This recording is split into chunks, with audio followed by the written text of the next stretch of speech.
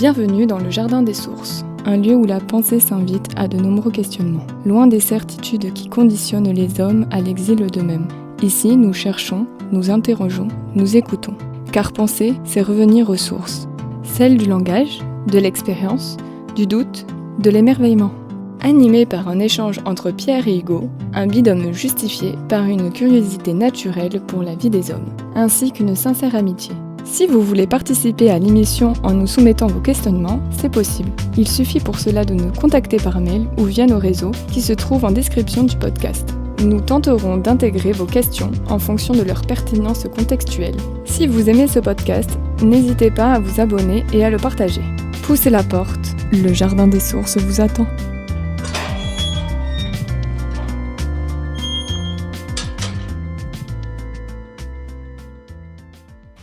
Bonjour à tous, j'espère que vous allez bien. On se retrouve aujourd'hui pour le 17e épisode du Jardin des Sources.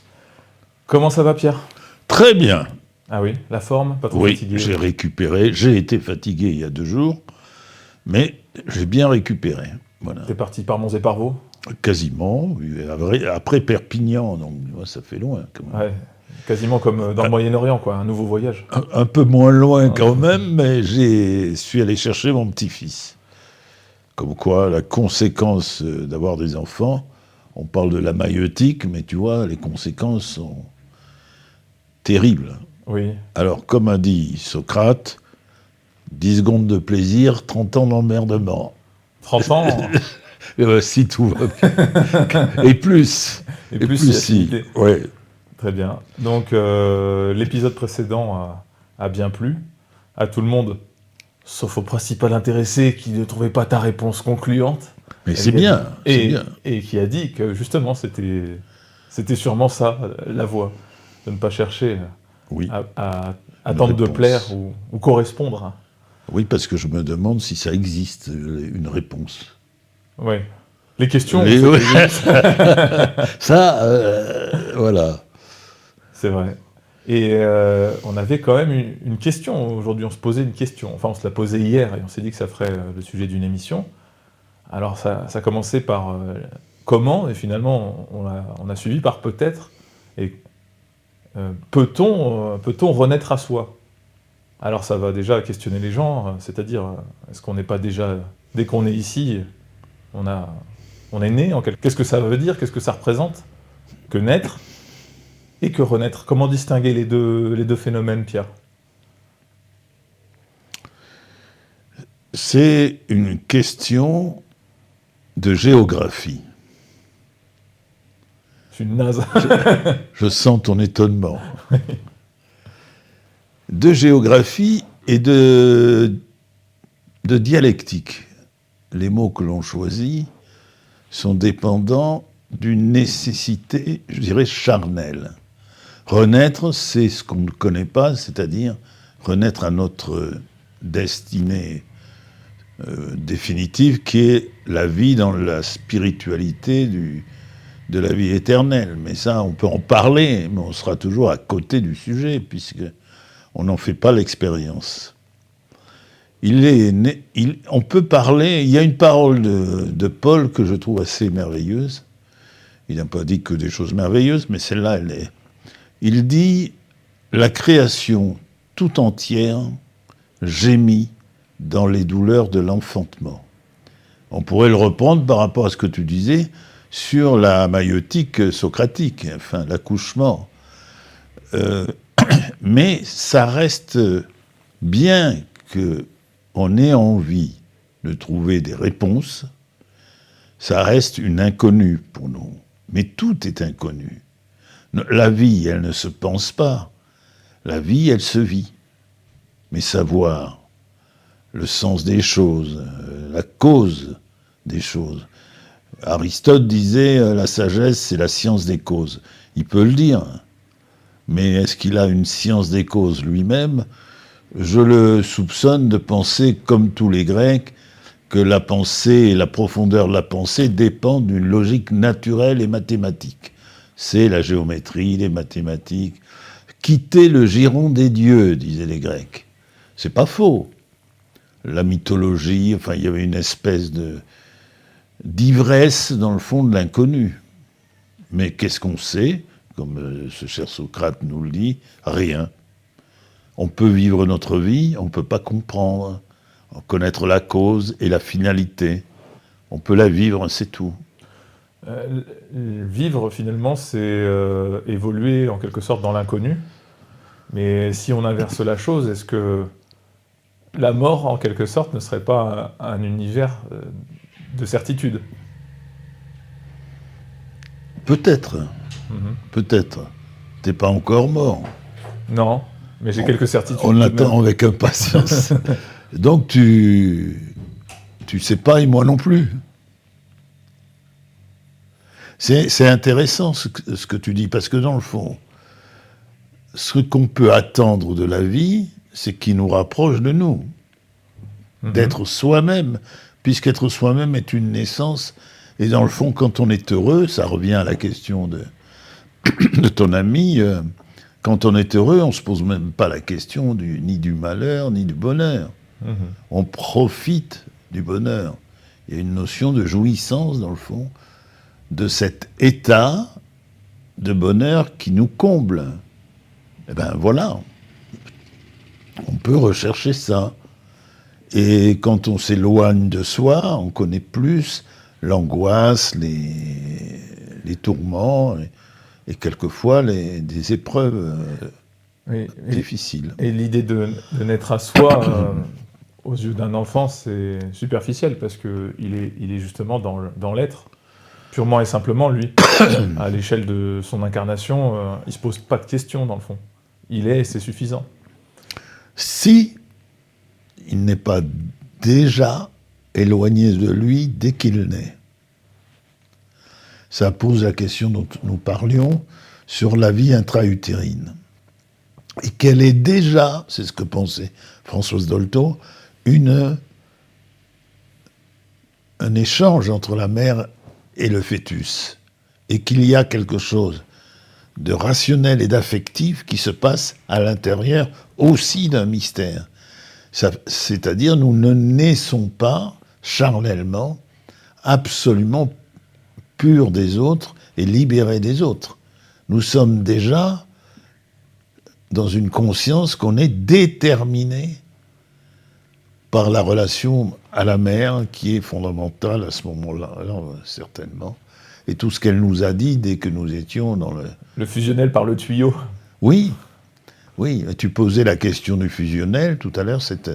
Le mystère, je dirais que le fusionnel est une intention, une puissance, mais en même temps masquée.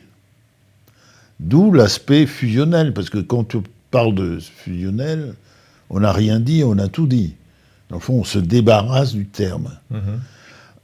Or, le fusionnel, c'est ce qui est non dit ou maquillé, je pense. Il y a quelque chose qui fait qu'on est toujours l'objet du désir des autres, dès notre naissance, et que ce qui va être fusionnel, c'est que sa volonté à soi disparaît au profit de la colonisation de l'autre en nous. Et il s'agit bien d'une colonisation, parce que ce qui convient à l'autre, et il nous témoigne par plein de choses que ça ne va pas rigoler, et qu'on n'a pas le loisir de revendiquer d'être quelqu'un d'autre de différent. Ça va être très très mal perçu. Ce qui est sûr, c'est qu'on ne va pas avoir les moyens de se défendre d'une manière efficace, sauf quand on crie. Et l'enfant crie, le bébé crie.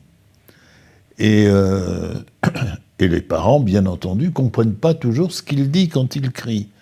Et c'est dommage, parce que c'est ce moyen d'expression qui est déjà la revendication qu'il est très très mal dans l'obéissance aveugle à une volonté prédéterminée qui va être la volonté d'être l'objet attendu.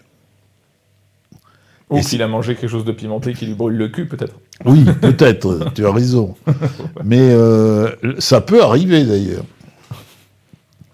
Donc, ce mystère-là, je dirais, je l'appellerais un mystère, fait que notre élément naturel, qui est le commencement de notre vie, est la fin de la vie. J'ai une question qui me vient à l'esprit. Est-ce que tu penses que, dans le fond, le langage, c'est déjà une forme qui est imposée par définition, c'est déjà une forme de soumission de l'enfant à la volonté parentale. Oui.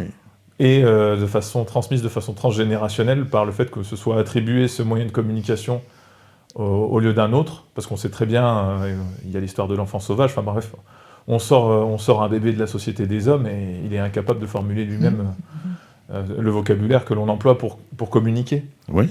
Et le langage en soi, c'est une soumission. Oui. Et une norme qui est une condition préalable. Pour être entendu ou écouté, il faudra se soumettre à la forme empruntée par ses géniteurs. Alors, j'aurais pas dit entendu et écouté.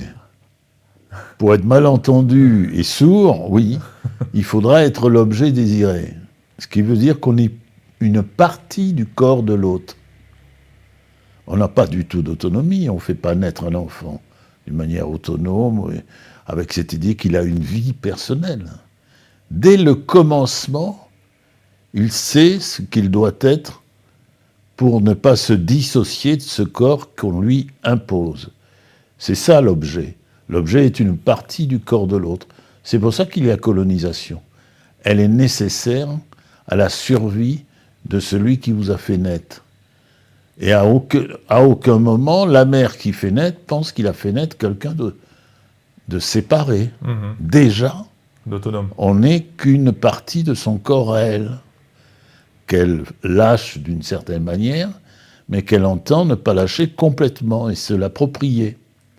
Et ce qu'on appelle la naissance est le commencement de l'organisation de la mort dans notre vie, dont l'aboutissement sera effectivement la mort charnelle. Mais ce deuil commence dès notre naissance. Nous sommes réduits tout de suite à être l'objet partiel du désir de l'autre, parce que l'objet peut être que partiel.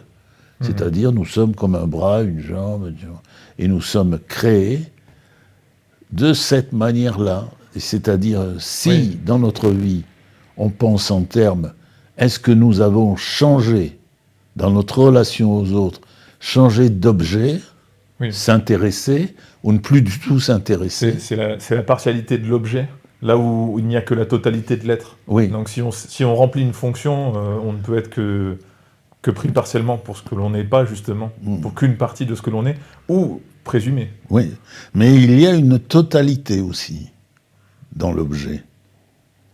Mais l'objet, c'est ce qui fait naître, qui réalise, et on dirait, c'est ce qui épanouit. Il est bien adapté, il est conforme, et il aura une situation, il pourra vivre normalement, etc. Et je pense que si les choses ne sont pas complètement claires dans la naissance, de cette naissance qui est une mort, la délinquance va être la manifestation que cette partie du corps de l'autre est en souffrance sociale, économique, etc. Mais à aucun moment on se pense comme une partie du corps de la mère ou du père. Jamais. Et quelquefois, quand on réalise cette dimension mortelle qu'il y a, dont l'expression est une souffrance, eh bien, on est assez perdu. On l'est même complètement. Il y a cette entrée dans une relation qui ne peut être que charnelle, parce que la séparation est un événement charnel, et la communion est aussi un événement charnel. Et on peut analyser, évidemment, tu parlais du désert, etc., ce que ça veut dire, ce désert-là. Quelqu'un peut te dire que la Libye, et ce que j'ai entendu récemment, et je n'ai rien dit, ce qui est un progrès chez moi, que la Libye est en Mésopotamie. Ce qui n'est pas vrai, puisqu'on sait où elle est, en Afrique du Nord. Mais qu'est-ce que ça veut dire? Et si, comme disait Mallarmé, qu'est-ce que ça veut dire? Et si on se pose toujours la question du sens, on grandit beaucoup parce qu'on s'éloigne énormément d'une certitude, puisque tout est doute. Mais par contre, on regarde et on voit le vivant d'une autre façon que la façon dont on décide nous-mêmes des conditions de naître, c'est-à-dire de mourir pour nos propres enfants, ou ce qu'on dit aimer. Est-ce que hier j'avais rematé un vieux film de Claude Sautet, Un mauvais fils, tu l'avais vu, avec Patrick Devers? Je crois pas que je l'ai vu, j'en ai entendu parler, oui. C'est Patrick Devers qui, dans la vingtaine, est tombé pour possession, revente de drogue aux États-Unis, donc il fait du gnouf, il revient en France, et quand il revient en France, entre-temps il a appris le décès de sa mère, et il retourne chez son père. C'est un père à l'ancienne, hein, tu sais, un père à moustache des années 70-80, qui, comme silence, le seul moyen de communication. Et tout au long du film, Patrick Devers, qui est devenu clean, est poussé par rapport à son rapport conflictuel à son père à rechuter.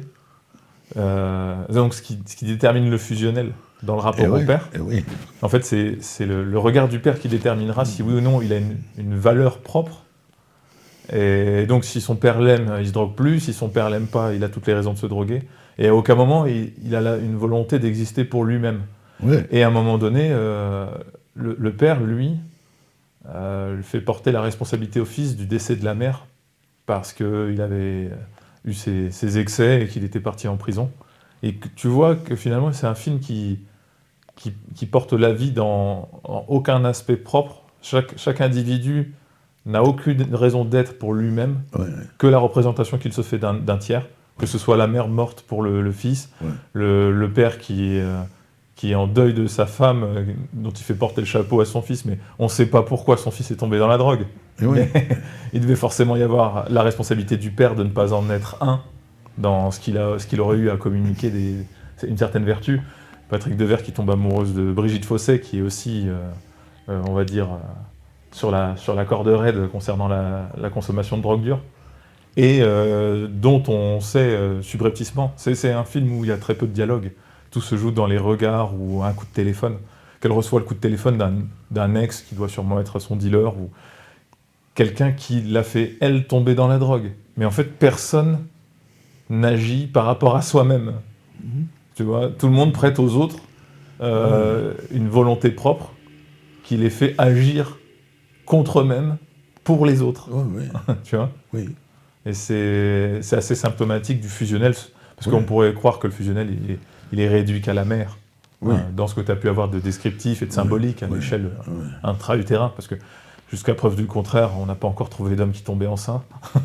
Non. Même s'ils font tous les efforts du monde pour nous proposer cette offre.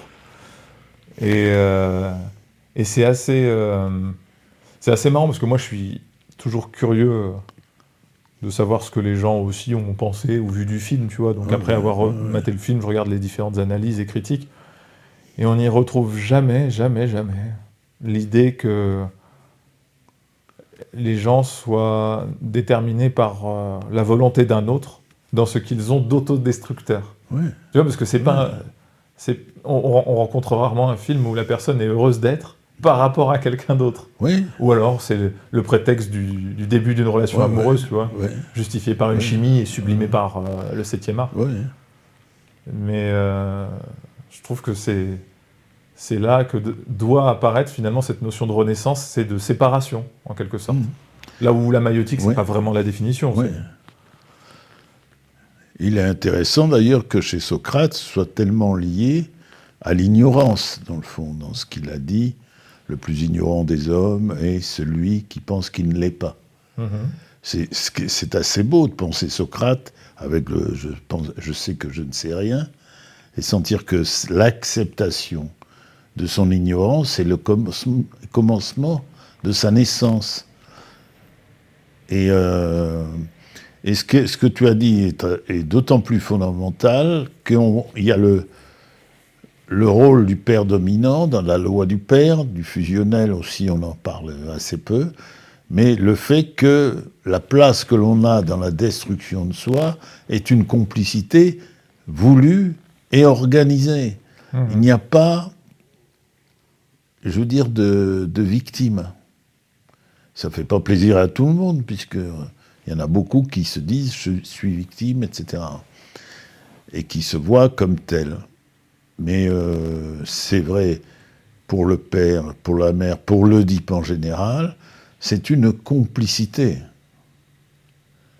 dans laquelle nous installons et nous allons à notre manière répéter ce qui me semble d'être la même nature dans les deux cas, quelle que soit la forme, qui peut être différente, qui est toujours se retrouver soi-même dans l'obéissance, c'est toujours dans la puissance.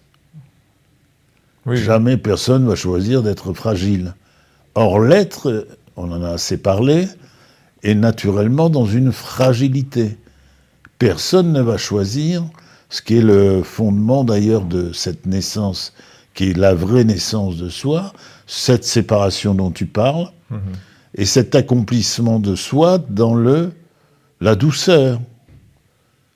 La douceur, heureux les doux, mais je veux dire, c'est incroyable de pouvoir dire une chose pareille. Parce que tu vois dans le film, Patrick Devers essaye de plaire à son père en se comportant bien, et ça correspond pas. Du coup, son père le regarde avec un jugement dépréciatif. Et finalement, Patrick Devers succombe. Alors, soit on regarde et on se dit il est victime d'une rechute, soit on considère qu'il correspond au regard de l'autre, et dans une volonté de puissance, il se donne l'image que désire, qu'il pense que son père désire attendre de lui, et finalement, il se détruit avec toute la puissance du monde. C'est avec sa force personnelle qui correspond à cette image-là, finalement. Oui. Et on pourrait parler de victimisation de façon assez superficielle, alors que c'est une volonté propre, c'est un choix. Et il l'a prouvé, puisque Sauté a dû sentir, il savait ça, évidemment, c'est la famille des Morin, la mère totalitaire dans l'utilisation de ses enfants par rapport à un projet de réussite et de cette image-là, et quand il a appuyé sur le fusil pour se faire sauter la tête, Patrick Devers, il n'a pas pensé à sa fille qui avait besoin de lui, ou des choses comme ça. Il a eu cet acte de violence dont il était capable, qui n'est pas tellement différent de la violence, c'est la violence de Mado Morin, qui était la matriarche, alors, je ne sais pas qui. Mais il y avait une contestation de la place de l'homme dans cette tribu où la femme avait un pouvoir colossal. Il y avait un fonctionnariat de l'enfant qui était comme c'est quasiment le cirque. Quoi. Oui, et je me souviens, à cette époque, j'étais en classe avec Dominique Morin, qui était le frère de Patrick Devers. Donc je l'ai bien connu. Et lui, alors le nom qu'il portait, je dirais, dans sa définition naturelle et virile, il avait totalement disparu. Il était dans un plan de carrière, parce que Dominique Morin, il avait fait quelques petits films à la télé, sa mère l'avait branché quand il était enfant, etc. Mais lui, il n'était plus là, il n'était plus disparu, il avait disparu d'une manière élaborée, je veux dire, parce que c'était constamment au présent, vraiment la disparition de l'homme, la disparition de l'homme qui n'avait pas la moindre place. Et qu'il se soit suicidé, Patrick Devers, je comprends ça, puisqu'il était dans cette famille des Morins. Et ce qui est très curieux, c'est qu'il avait une colère rentrée, Dominique Morin. Il avait une colère rentrée, et curieusement, il m'en voulait à moi, alors qu'on n'avait quasiment aucune relation au niveau de la classe. On était dans la même classe, et un jour, il m'a sauté dessus. Pour me casser la figure, je suppose. Ça ne lui a pas réussi, hein, je ne rentrerai pas dans les détails. Mais j'avais une espèce de détachement, c'est pas quelqu'un qui m'intéressait, il devait le sentir. Bon, la disparition du sujet est quelque chose que je trouvais aussi un choix personnel par rapport au totalitarisme de sa mère, Mado Morin. C'est dire que Sauté, quand tu m'expliques ça, il n'a pas fait ce film par hasard. Et on sait ce que ça a été la vie de Devers, Oui, Après, et la violence contre lui. Parce que la mère ne supportait pas la différence de l'homme dans sa spécificité. Pour elle, c'est elle qui avait le pouvoir et la puissance. Et il n'avait pas d'espace de... Et je trouve que les choses ont une logique. oui, et puis il avait une plus grande incapacité de représentation personnelle que ses autres frères, pour la simple et bonne raison qu'il n'était pas... Son père n'était pas le sien. Oui. En plus, il était, Oui. on va dire, illégitime. Oui. Donc, dans la représentation qu'il pouvait se faire de lui-même, elle était beaucoup plus complexe et Oui. difficile à obtenir, Oui. tout simplement. Mais Mado, à mon avis, a dû faire feu de tout bois pour régler ses comptes avec l'homme. Mhm. Je veux dire, alors là, il y a beaucoup à dire aussi dans la relation du féminin au masculin. Il y a beaucoup à dire. Parce que c'est un combat initial, je dirais. Dès le commencement, c'est un combat. Et ce qui va être cette fonction qui est terrible de l'érotisation de l'objet, qui va être pour Freud, il considérait que c'était le principe fondateur de la schizophrénie, schizo séparé en grec, eh bien, cette érotisation de l'objet va être d'une violence incroyable entre la mère, donc porteuse et qui enfante, et l'enfant, s'il est un garçon, qui doit disparaître comme demandeur d'une puissance qui n'a pas de place, qui ne doit pas... Et la cible de Mado Morin, c'était ça, c'était le garçon, ces garçons, devaient se soumettre. Alors je ne sais pas ce qu'il en était des filles, s'il y en avait ou s'il n'y en avait pas. Je crois qu'il y en avait, mais majoritairement, elle a eu des garçons. Ouais. Mais la toute-puissance de Mado, je veux dire, elle a enfanté pour régler un compte précis. C'est pour ça qu'il y a des choses qui dépendent d'une guerre. Rien n'est pacifié. Dès la naissance, on est au centre d'une guerre dans laquelle on a l'obligation de sauver sa peau. Et pour le coup, naître à soi par le procédé de la maïeutique, ça peut faire... Nous, on parlait souvent de l'acte créatif. Bon, là, on retrouve un Patrick Devers totalement dans l'acte créatif, mais il est finalement, dans la plupart de ses rôles, dans la reproduction d'un schéma personnel. Bien sûr. Parce qu'il a été utilisé spécifiquement parce qu'il était à fleur de peau. On lui fait incarner des mecs qui prennent de la drogue, il en prenait, des mecs suicidaires, il a mis fin à ses jours, et il se retrouve souvent dans des relations amoureuses impossibles, ce qui a été la reproduction dans sa vie de couple, que ce soit avec Miu Miu ou la suivante, dans l'impossibilité de vivre avec le féminin, notamment, il a eu une fille, il l'a jamais vue, enfin, c'est le hasard faisant bien les choses, étonnamment, pour lui, le féminin, ça restera quelque chose d'incompréhensible, d'impalpable. Quoi. Et il aura, en quelque sorte, bon, les réalisateurs se seront servis de ce qu'il incarnait pour mettre en scène des idées, des scénarios, mais lui-même, ça n'a pas fonctionné comme une catharsis ou une façon de se révéler à lui-même, dans le fond. Bien sûr. Et on peut penser à lui comme victime du désir. Et d'ailleurs, il disait que j'ai vu une interview il n'y a pas longtemps, enfin c'est une vieille, hein, forcément, où il expliquait qu'il a fait du cinéma parce qu'il ne savait rien faire d'autre. Donc on ne parle pas de vocation personnelle, mais pas du tout, de fonctionnariat familial, c'est un produit d'usine. C'est un produit d'usine, et puis Mado, elle était le coach de tous ses enfants vers le professionnel, c'est-à-dire elle connaissait tel réalisateur, etc. Mais il y avait une toute-puissance. Mais dans le fond, quand il s'est suicidé, il a accompli le désir de sa mère. Elle est née pour ça, elle a enfanté pour la mort, Mado Robin, pas pour donner vie. Alors on a dans les archétypes psychiques, on a l'idée qu'une femme enfante pour donner la vie. Mais jamais, cette chose-là n'est possible. Après, il y a tout un chemin qui fera qu'elle acceptera peut-être de substituer tout ce qui est mortifère et mortel dans le fait d'enfanter par ce passage du désir projeté sur l'enfant qu'elle va éteindre au profit d'une contemplation de quelque chose qu'elle ne peut pas connaître, qui est propre de la contemplation, c'est le regard. Tu regardes quelque chose, tu peux être étonné, émerveillé, mais tu sais rien à cette chose qui est séparée de toi. Et c'est le mystère de ce qu'on appelle l'amour, l'amitié, c'est l'acceptation de soi, cette perte de puissance qu'il y a, que l'on voit en l'autre quelque chose qui qui est séparé de soi.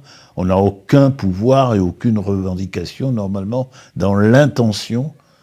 Et bon, je parle de quelque chose qui n'existe pas. Hein. Je veux dire, mais si on le conteste en soi, ce passage de l'appropriation à la contemplation est la clé de quelque chose d'heureux. La naissance, ça devrait être ça, quelque chose d'heureux. Et naître pour la mort, et dans cette logique-là, quand il se suicide, il comble le désir de sa mère.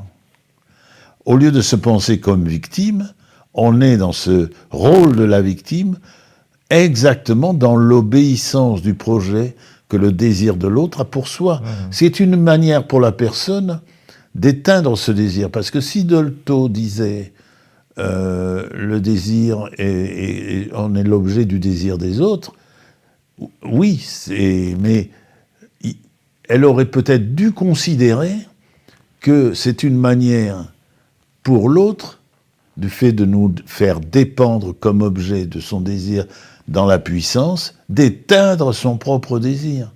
Il y a une volonté meurtrière d'éteindre le désir partout où il fait naître, justement. Il est le malvenu et de l'histoire. Et la preuve, c'est qu'il mène à la mort comme signe, parce que je suppose que Patrick Devers a eu, au-delà de cette mort, une vie, je l'espère pour lui. Mais en tous les cas, cette fonction de la mort, elle est partout et tout le temps. Partout. Et il est très difficile, puisque nous naissons pour ça. Regarde le poids qu'a eu, toi, ton Oedipe et le mien, avec ma mère. Ma mère, mais qu'est-ce qu'elle voulait pour moi?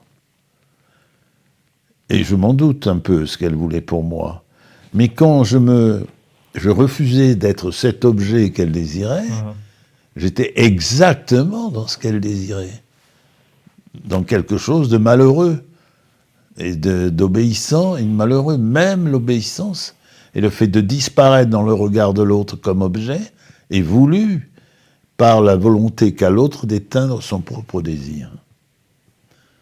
Et alors, je vais dire comment c'était ça initialement, mais peut-on renaître à soi dans un environnement qui nous impose d'éviter de rester discret quant à notre propre naissance?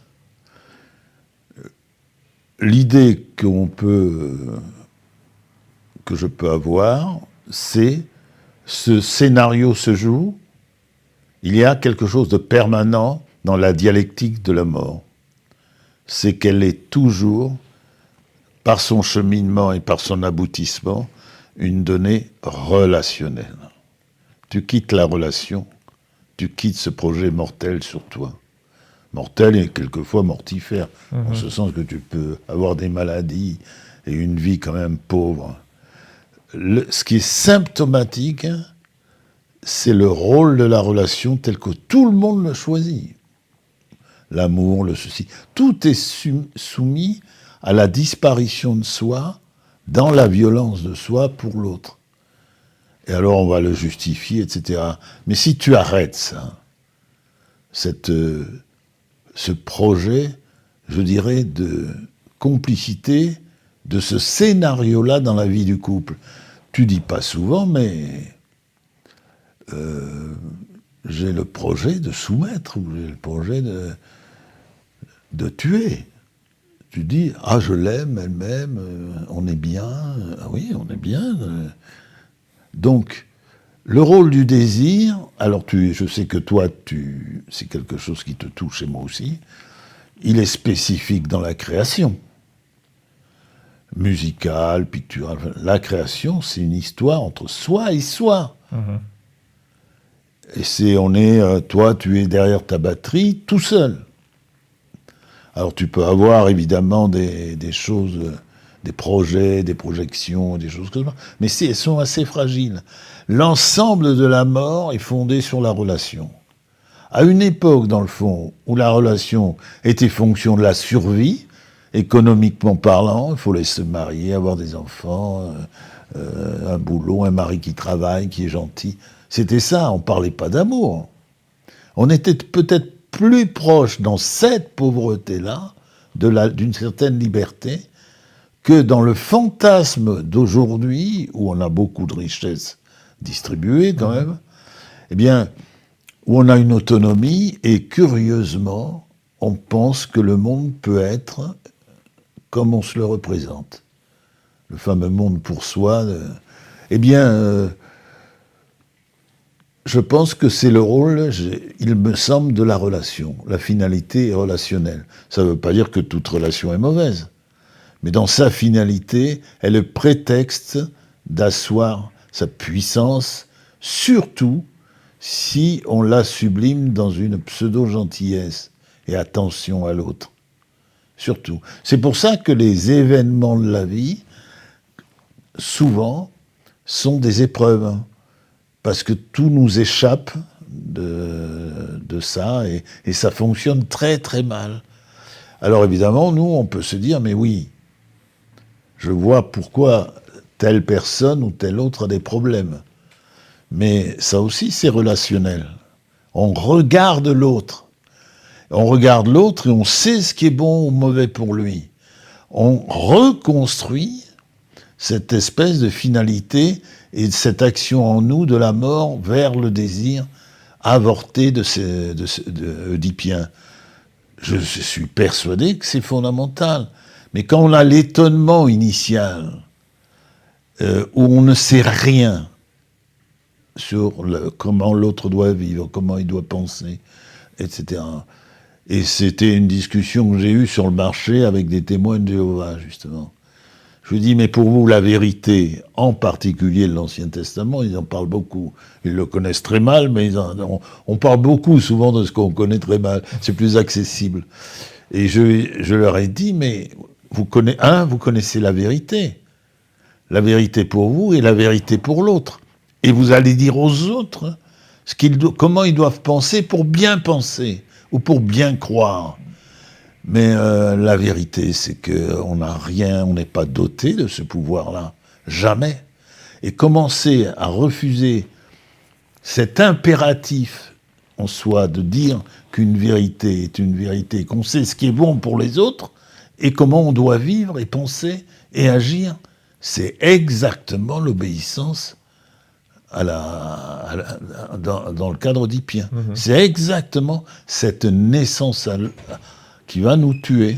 Oui, mais le truc, c'est que les témoins de Jéhovah, c'est des personnes qui ont été blessées dans leur rapport fusionnel, parce qu'il leur a pas accordé le droit d'être finalement l'esclave du regard des autres, et qui sont allés chercher ça, ils ont cherché à augmenter finalement cette dépendance fusionnelle dans le rapport des témoins de Jéhovah à qui on adresse des bons points et à qui on donne le bon rôle.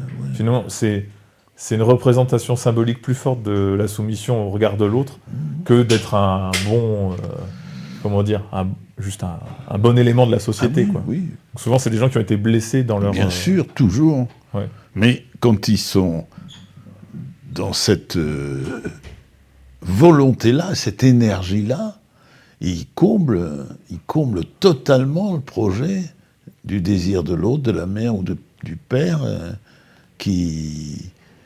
Et quand j'ai dit à Jean-Paul, qui est très sympathique par ailleurs, mais est-ce que tu es sûr que tu combles le désir de ton père et de ta mère quand tu es sur le marché en train de parler de... Il a très bien compris ce que je voulais dire. Est-ce qu'il t'aurait pas pu t'aimer comme tu es ? Parce que vous, ce que vous dites, c'est que c'est en obéissant à l'Ancien Testament, en devenant croyant, qu'on devient quelqu'un de bien. Et je lui ai dit, mais vois ce qu'a dit Saint Jean de la Croix dans sa cabane où il était un peu ermite. Certains se pensent en dedans et sont en dehors. Certains se pensent en dehors et son temps dedans. La vraie vie, elle ne fait pas des distinctions sur les formes. Je suis croyant, donc je suis un mec bien. Déjà, généralement, quand on regarde l'histoire, le mec bien, il se met à tuer tout le monde, au nom de sa croyance. Donc déjà, il y a on peut se poser des questions quand même. Mais regarder l'autre en se disant, si tu veux être bien, toi-même, il faut que tu deviennes et que tu penses ça, comme moi. C'est quand même le comble de l'orgueil quand il pense. Et c'est surtout la négation de soi est complète et totalement exaucée dans le fait qu'on disparaît aux yeux de l'absence du désir de la mère comme sujet, mais dans sa présence comme objet, on l'a dit tout à l'heure, qui lui permet, elle, la mère, d'exaucer et d'avoir du pouvoir sur l'orientation de son désir, c'est-à-dire de tuer le désir. Et je veux dire, tout le monde fait ça. Que la politique, la pensée, la philosophie. Sauf que ça se voit un peu plus avec les témoins de Jéhovah. Oui, avec eux, ça se voit quand même pas mal. Mais après, quand il a compris un peu ça, qu'il n'y avait pas de correspondance, il y avait une correspondance avec l'Ancien Testament dans l'errance d'un peuple et de tout un peuple, dans cet orgueil-là. Par contre, dans la foi, c'est quelque chose qui ne leur appartient pas, la foi des autres. Et quand il a compris que c'était et de l'orgueil et surtout de l'illusion qui lui permettait de mourir à lui-même dans tous les principes de vie, qui sont des principes d'interrogation, on le disait tout à l'heure. Mais il s'est assis sur sa chaise, il était livide. Il perd tout. En naissant à lui-même, il perd tout, je veux dire, goût de vivre d'une certaine manière, parce qu'il se sépare. Et c'est lui qui œuvre pour sa naissance, là où sa mère œuvrait pour son avortement. Beaucoup de mères se perdent en tant que femmes dans la maternité et ont un rêve caché, c'est d'avorter pour l'enfant qui socialement doit arriver, parce qu'elles sont... Moi, c'est ça exactement que j'ai vécu. Ma mère avait une colère terrible par rapport à ma naissance, parce qu'elle ne voulait pas être une mère conforme à cette époque-là, qui ne se définissait comme femme qu'à travers l'oubli d'elle-même, à travers la maternité, etc., etc. Et je veux dire, la question de où est-elle comme femme, et d'ailleurs c'est une question que je lui ai posée quand on s'est retrouvés dans le même endroit à la Seine-sur-Mer. À un moment donné, elle était assise au salon, et je lui ai regardé, et je lui ai dit « Qui es-tu » Elle est devenue blanche. Blanche, qui es-tu? Et elle sait bien qu'elle n'a rien donné, parce qu'elle était complètement habitée par le fait d'elle-même naître à elle-même comme femme, et pas comme mère qui avait le supposé d'avorter de la femme dans la mère. Tu dis ça aujourd'hui, mais les gens vont parler « Ah, j'ai enfanté ». Non, l'enfantement, c'est quelque chose de terrible pour la femme qui n'a jamais été une femme que dans ce projet d'exister comme mère. On pourrait parler de l'économique, de plein de choses dans cette fonction-là. C'est valable pour l'homme aussi. Ces puissances terrestres sont les puissances d'avortement de soi et de tout ce que nous avons à vivre dans ce projet de mort. Voilà. Dans la fonction que l'on s'impose, ou que la société nous impose. Oui, mais elle ne nous impose que parce qu'on obéit et qu'on le veut pour soi-même. On a Tu le disais, ils jouent les pauvres gens, ces témoins de Jéhovah. Mais leur désir, leur volonté, l'opinion qu'ils ont d'eux-mêmes n'a de valeur que s'ils ont la puissance. Ce qui manque, c'est de puissance, comme dit Spinoza. Oui, parce qu'ils sont pleins, la puissance comme la certitude. Oui. La certitude d'être du bon côté. Oui. Et qu'il faut être quelqu'un d'autre pour être quelqu'un de pardonné, de grand. Donc c'est difficile, on parlait de la vie intra-utérine, tout cela, cette blessure, cette mutilation du désir chez la femme qui devient mère, c'est un des principes du vivant. Et l'événement, ça peut être qu'il y ait une vie au-delà de la vie. Tout le monde peut l'espérer. Mais ce qui est désespérant un tout petit peu, c'est que le vivant est tout entier soumis à la mort. Tout entier. Et qu'il faut une résurrection, on revient à la résurrection aussi du désir.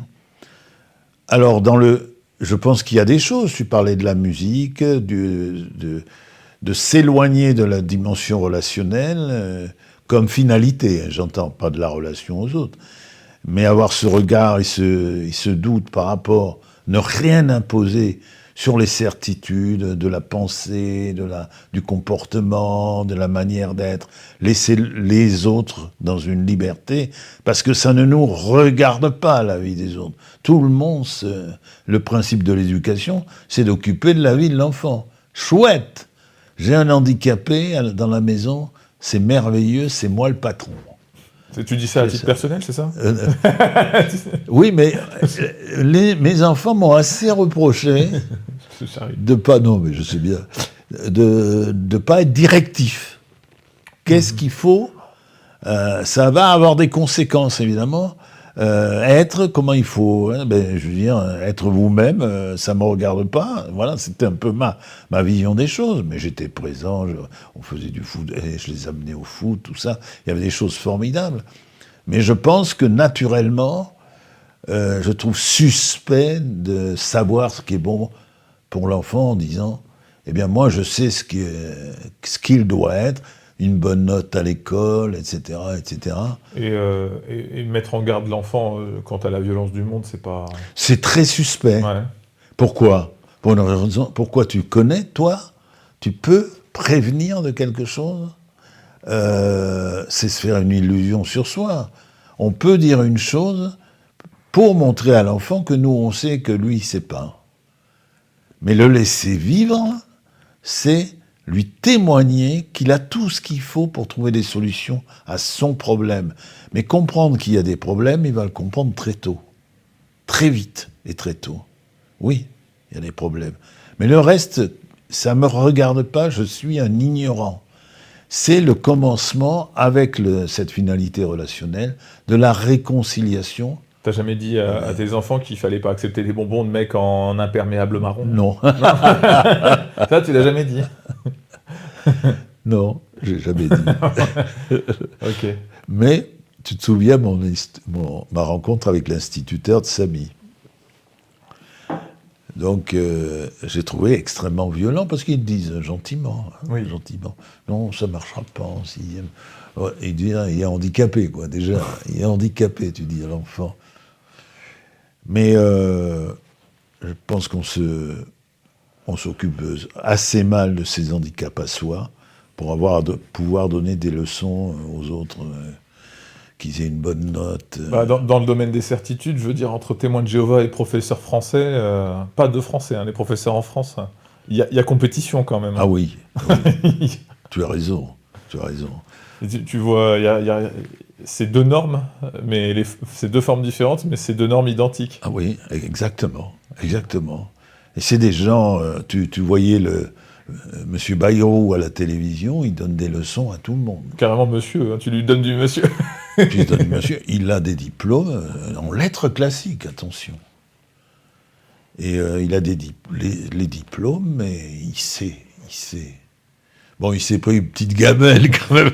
Ça fait du bien, je dois dire que ça fait du bien. Mais c'est horrible, ça, ce manque de rapport à l'autre, je veux dire, où l'autre sent qu'il est quelqu'un quand tu le regardes. Tu vois, parce que c'est la vérité. Tu peux pas créer des schémas qui ne sont qu'au service de ta propre puissance, en fait, simplement pour ressembler à celui qui t'a obligé à accepter son pouvoir et sa domination.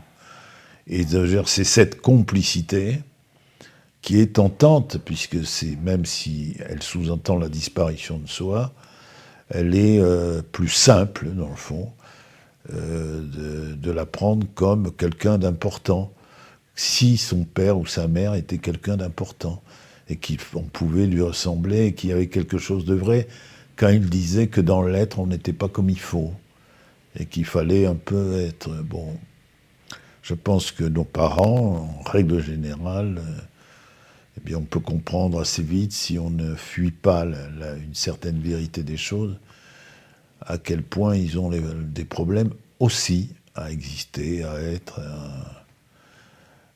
sur plein de choses, et que leur problème, c'est d'exister précisément dans le corps, on en parlait hier, ce corps qui est encombrant au possible, parce qu'il est le témoignage tout le temps et à tout moment de notre fragilité dans cette réalité-là. Il porte en nous, en termes d'identité, la fragilité, et il va falloir aussi mutiler ce corps, ou le rabaisser à l'objet, tu connais mon idée sur la réduction de l'être à l'objet, pour qu'il devienne moins encombrant. Il est encombrant parce qu'il est aussi patent de notre fragilité et du peu de connaissances et de savoir qu'on peut avoir sur la vérité des choses. Pour dire pas du tout. Voilà, on peut dire ça sur la naissance de soi. Et peut-être, je dis peut-être, je me demande, hein, c'est une question, on peut penser... Ça rejoint notre dernier podcast, le choix de sa vie vers une espèce de liberté intérieure et de bonheur, parce qu'on laisse vivre les choses et qu'on a des certitudes sur rien. Et je crois que c'est compris dans l'accomplissement de soi, dirait Spinoza, dans l'être, c'est l'incertitude vis-à-vis de tout. On n'a pas de leçon à donner, on a essayé d'être heureux, d'y arriver pour certaines choses. Mais tu disais, Hugo, peut-être tu vas me le confirmer dans le rapport que tu as avec la musique, qu'il y a des moments et des pratiques qui sont plus libératrices et plus heureuses que d'autres. Oui, dans le contrôle, il y a assez peu de choses. Le seul cadre dans lequel le contrôle ait du sens, c'est dans la pratique technique, je dirais. Mais pour s'en émanciper, par la suite, dans le cadre créatif, il n'y a pas de bonheur dans la cérébralisation de l'acte créatif, parce que l'acte créatif induit la totalité de son être, là où le contrôle induit qu'une partie réduite, dite cérébrale de soi. Oui. Et le véritable bonheur se trouve dans le fait d'être conscient, d'être spectateur de sa propre création. Oui. Et c'est là que se trouve la véritable joie, finalement.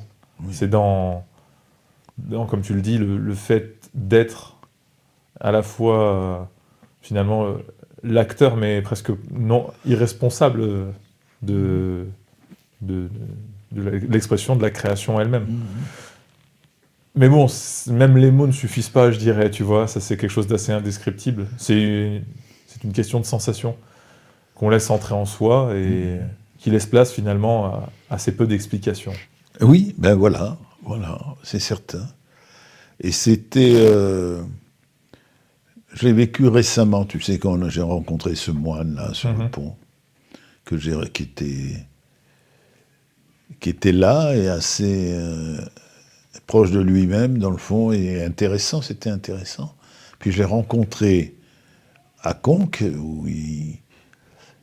et il n'était plus lui-même du tout.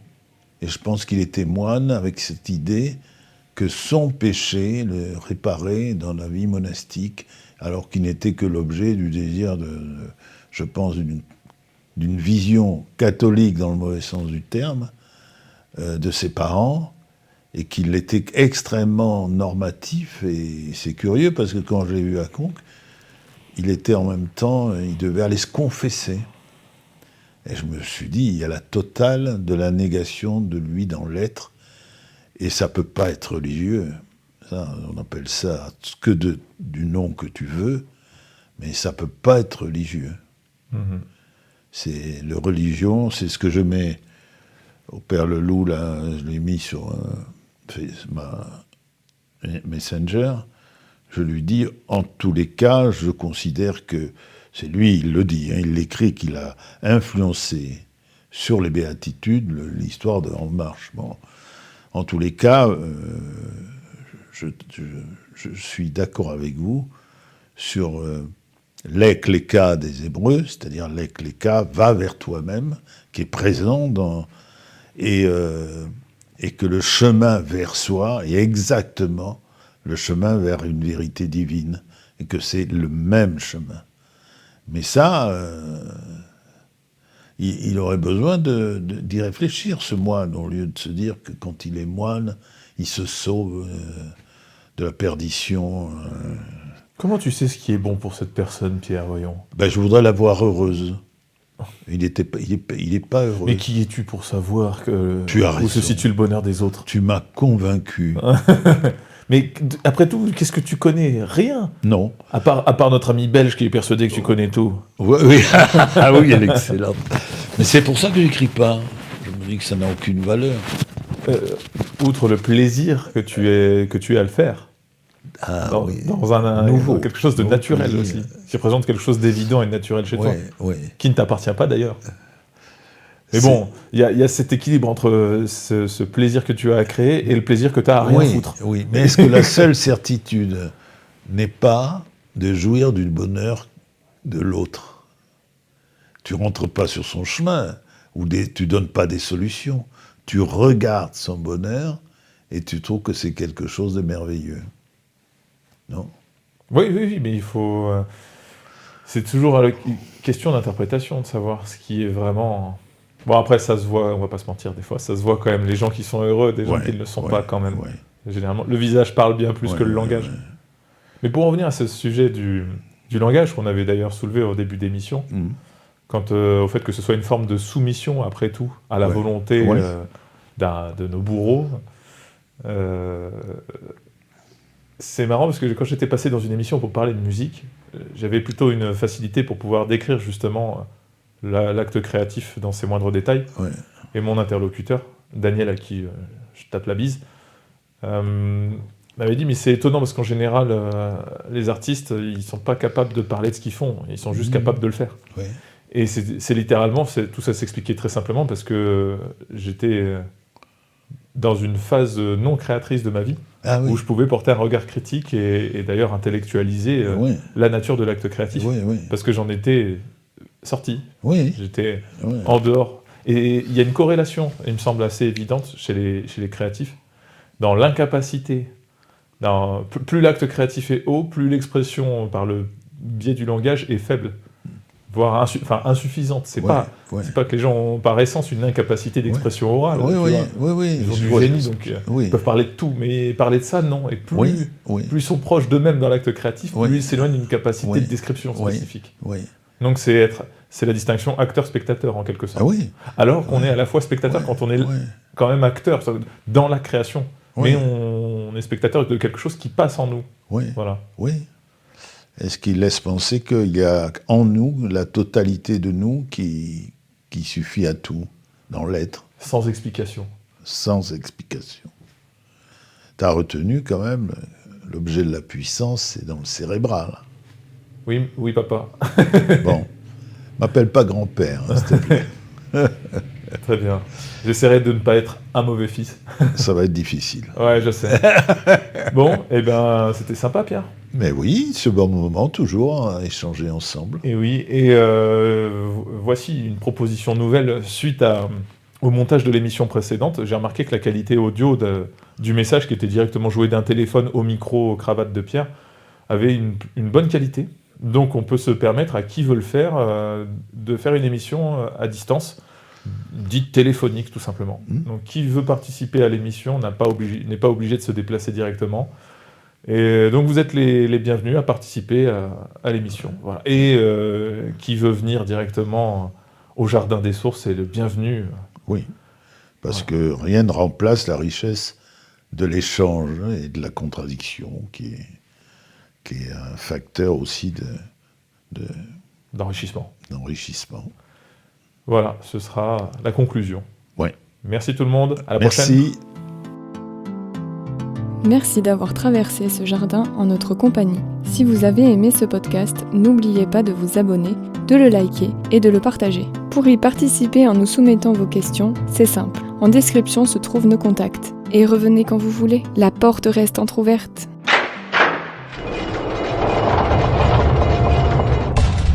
J'ai vu l'enfer, j'ai peur sans arrêt, je veux pas mourir.